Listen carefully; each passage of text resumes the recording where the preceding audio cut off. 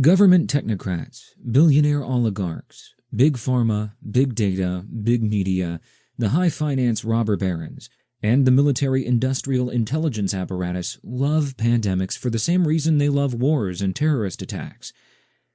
Catastrophic crises create opportunities of convenience to increase both power and wealth. In her seminal book, The Shock Doctrine, The Rise of Disaster Capitalism, Naomi Klein chronicles how authoritarian demagogues, large corporations, and wealthy plutocrats use mass disruptions to shift wealth upwards, obliterate the middle classes, abolish civil rights, privatize the commons, and expand authoritarian controls. A consummate insider, the former White House Chief of Staff Rahm Emanuel is known for his admonition that vested power structures should never let a serious crisis go to waste. But this tread-worn strategy, to use crisis to inflame the public terror that paves the road to dictatorial power, has served as the central strategy of totalitarian systems for the millennia. The methodology is, in fact, formulaic, as Hitler's Luftwaffe commander Hermann Göring explained during the Nazi war crimes trials at Nuremberg. It is always a simple matter to drag the people along, whether it is a democracy, a fascist dictatorship, or a parliament, or a communist dictatorship. Voice or no voice, the people can always be brought to the bidding of the leaders. That is easy. All you have to do is tell them they are being attacked, and denounce the pacifists for lack of patriotism, and exposing the country to greater danger. It works the same in any country. The Nazis pointed to threats from Jews and Gypsies to justify the homicidal authoritarianism in the Third Reich. The dictatorial demagogue, Senator Joseph McCarthy, in the HUAC committee warned against communist infiltration of the State Department and film industry to rationalize loyalty oaths and the blacklist.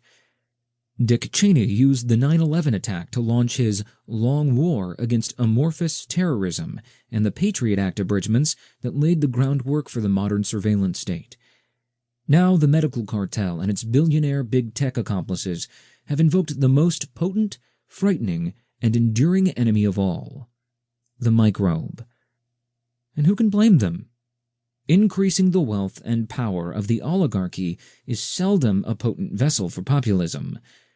Citizens accustomed to voting for their governments are unlikely to support policies that make the rich richer, increase political and social control by corporations, diminish democracy, and reduce their civil rights. So demagogues must weaponize fear to justify their demands for blind obedience and to win public acquiescence for the demolition of civil and economic rights. Of course, the first casualty must always be freedom of speech. After stoking sufficient panic against the hobgoblin du jour, robber barons need to silence protest against their wealth and power grab.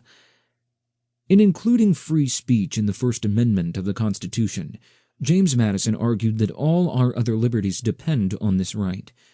Any government that can hide its mischief has a license to commit atrocities.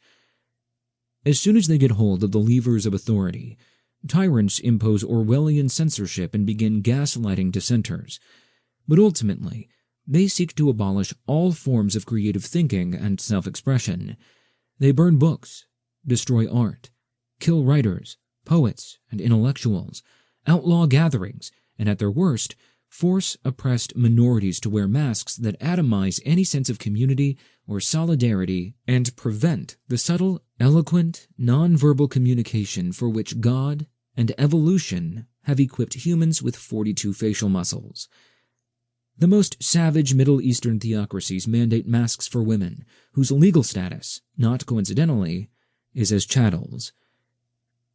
The free flow of information and self-expression are oxygen and sunlight for representative democracy, which functions best with policies annealed in the boiling cauldron of public debate. It is axiomatic that without free speech, democracy withers.